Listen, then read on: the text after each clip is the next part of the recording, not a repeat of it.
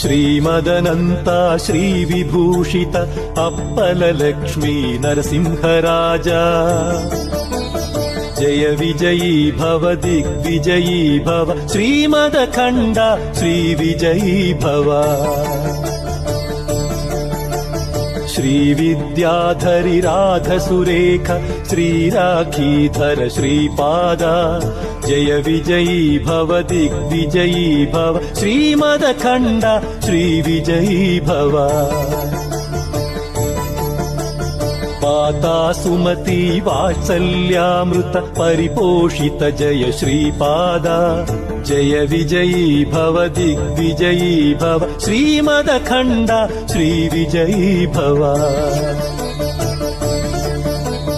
सत्य ऋषीश्वर दुहितानन्दन पापनार्यनुत श्रीचरणा जय विजयी भव दिग्विजयी भव श्रीमदखण्ड श्रीविजयी भव सवितृकाठक चयन पुण्यफल भरद्वाज ऋषिगोत्र सम्भव जय विजयी भव दिग्विजयी भव श्रीमदखण्ड श्रीविजयी भव दो चौपाती देव लक्ष्मी घन संख्या बोधित